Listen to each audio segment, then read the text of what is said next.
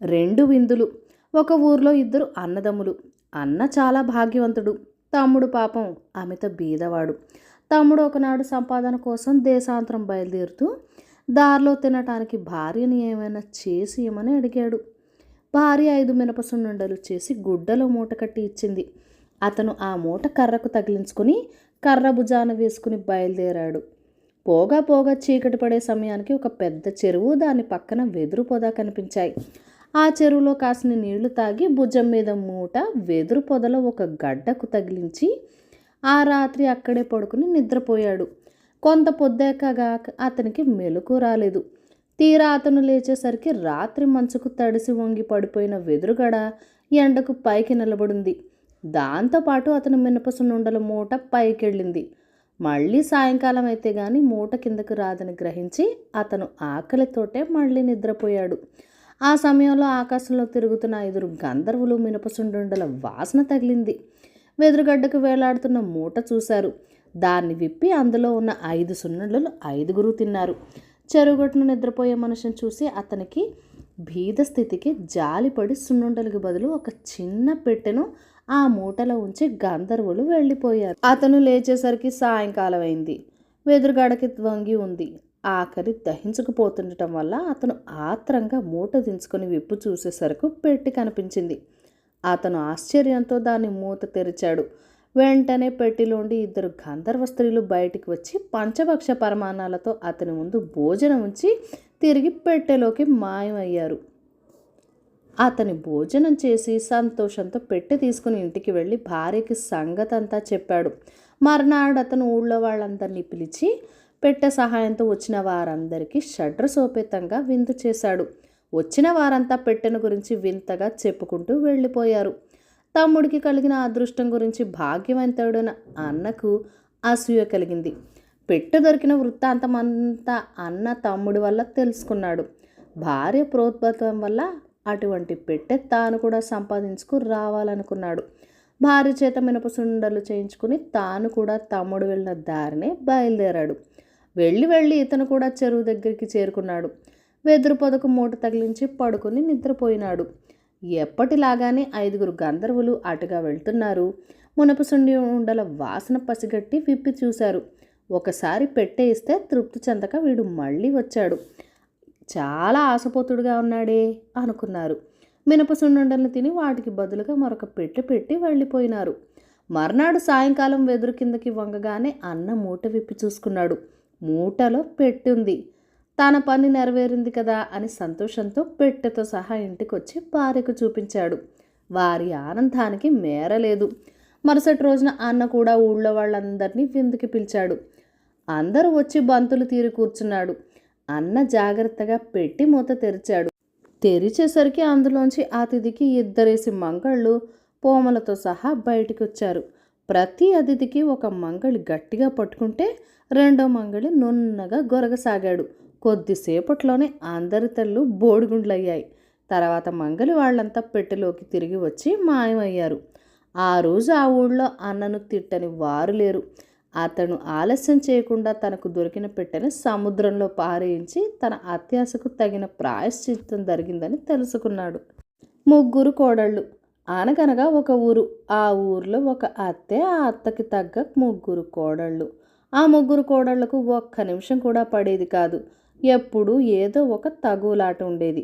ముఖ్యంగా ఇంటికి చుట్టాలు వచ్చినప్పుడు నేను వడ్డించాలని వత్తాసులు పోయేవారు. ఓసి మీ దుంపలు దేగ, గుట్టుగా జరిగిపోయే సంసారాన్ని బజార్లో పెడతారటే అని అత్త మందలించేది.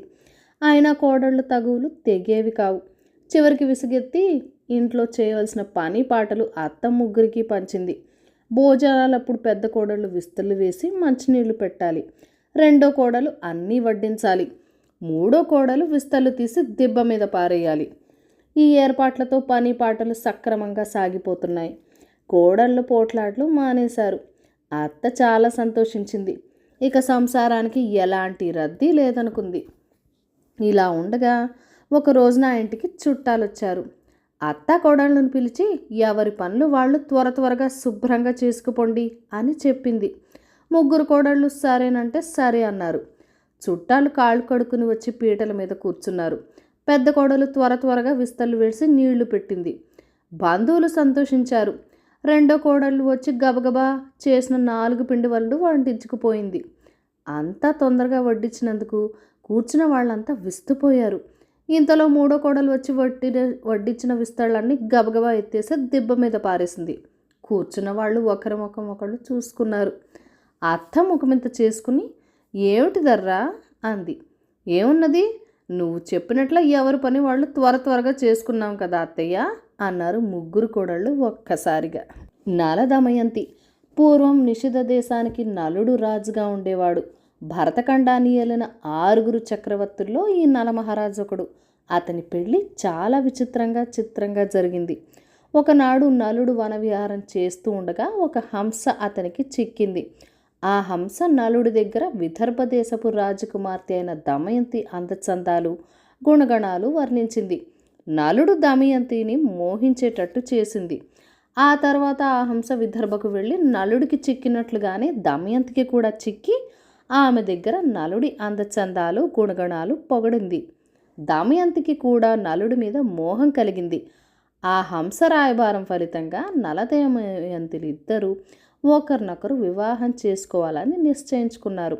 ఇంతలో విదర్భ దేశపు రాజు తన కుమార్తె అయిన దమయంతికి స్వయంవరం చాటించాడు. ఆ చాటింపు విని నానా దేశాల రాజులు బయలుదేరొచ్చారు. ఆఖరకు స్వర్గం నుండి దిక్పాలకులైన ఇంద్రుడు, అగ్ని, యమ, వరుణులు కూడా రథాలెక్కొచ్చారు. దమయంతిని చాలా రోజులుగా మోహించిన వాడు గనక నలుడు కూడా రథం ఎక్కి స్వయంవరానికి బయలుదేరాడు. దారిలో దిక్పాలపూర్లు నలుడిని కలుసుకుని అతన్ని పరీక్షించటానికి ఒక కోరిక చెల్లించమని కోరారు. దమయంతి తమలో ఎవరినైనా పెళ్లాడేందుకు నలుణ్ణి రాయభారం చేయమన్నారు. మాట ఇచ్చాడు గనక నలుడు ఒప్పుకొని రహస్యంగా దమయంతి దగ్గరికి వెళ్ళి దిక్పాలకుల కోరిక ఆమెకు తెలియజేశాడు. కానీ దమయంతి ఒప్పుకోలేదు. ఆమె నలుడినే ప్రేమించింది. స్వయంవరానికి అందరూ వచ్చి కూర్చున్నారు. చేతిలో పూలమాల పట్టుకుని దమయంతి సభలోకి వచ్చింది. ఆచారం ప్రకారం ఒక చెలికత్తె ఆమెకు ప్రతి రాజు గురించి వర్ణించటం ప్రారంభించింది. దమయంతి ఒక్కొక్క రాజునే దాటి ముందుకు రాసాగింది. ఇంతలో ఒకచోట చెలికత్తెకు వరుసగా 5 నలమహారాజులు కనిపించారు. అందులో నిజంగా ఒకడే నలుడు.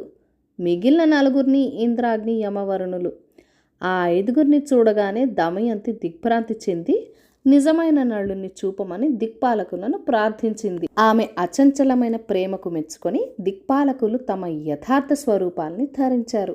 దమయంతి పూలమాల నలుడిని మెళ్ళో వేసింది. కొంతకాలం పాటు నలుడు దమయంతితో సుఖంగా దేశాన్ని పరిపాలించాడు. కానీ కొంతకాలానికి నలుడు తన దాయాది అయిన పుష్కరుడితో జూదమాడి తన రాజ్యం కోల్పోయాడు. కట్టుబట్టలతో సహా నలదమయంతులు అడవులు పట్టిపోయినారు. కట్టుగుడ్డ లేక, తినడానికి తిండి లేక ఇద్దరు అష్టకష్టాలు పడ్డారు. నలుడు దమయంతిని విదర్భకు వెళ్ళిపోమన్నాడు. కానీ దమయంతి భర్తతో పాటు కష్టాలు పడటానికే నిశ్చయించుకున్నది.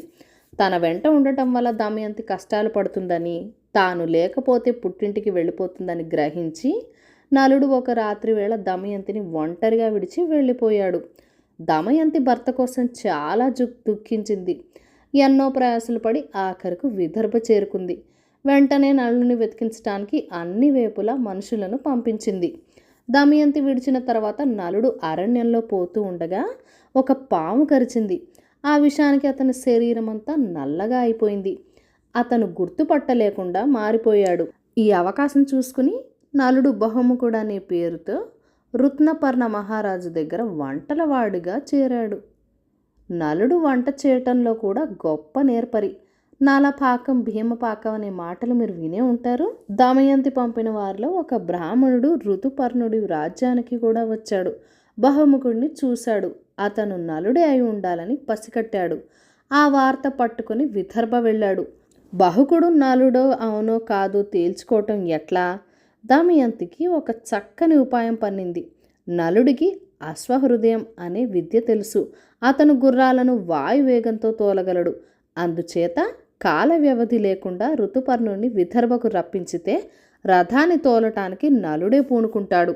ఈ ఉద్దేశంతో దమయంతి తాను తిరిగి పెళ్లాడబోతున్నానని స్వయంవనానికి రావలసిందిగా ఋతుపర్ణుడికి కబురు పంపించింది. మర్నాడే స్వయంవరం. ఋతుపర్ణుడు ఎక్కడ ఉన్న విదర్భకు ఒక్క రోజులో ఎట్లా పోతాడు? రాజుగారి విషయంతో విచారించటం చూసి బహుకుడు తాను సారథ్యం చేస్తే ఋతుపర్ణుని ఒక్క రోజులో విదర్భ చేరుస్తానని చెప్పాడు. తన భార్య మరొకరిని పెళ్లాడుతుందని విని నలుడు పాపం చాలా కష్టం వేసింది. ఈ పెళ్లి చూడటానికి అతను సారథ్యానికి ఒప్పుకున్నాడు. బహుకుడి సారథ్యం వల్ల ఋతుపర్ణుడు సకాలానికే విదర్భ చేరుకున్నాడు. కానీ దమయంతి స్వయంవరం అబద్ధమని, బహుకుడే నలుడని రుజువు చేయటానికే ఈ ఎత్తు వేశారని ఋతుపర్ణుడు తెలుసుకున్నాడు. ఇంద్రుడి దయ వల్ల నలుడు తన పూర్వ రూపం సంపాదించాడు. పుష్కరుడు ప్రజల్ని చాలా అన్యాయంగా పరిపాలించటం వల్ల అతన్ని ప్రజలు చంపేశారు. నలుడు విదర్భలో ఉన్నాడని విని నిషధ దేశ ప్రజలు అతని దగ్గరికి వచ్చి మళ్ళీ ఎప్పటిలాగే రాజ్యం చేయమని ప్రార్థించారు.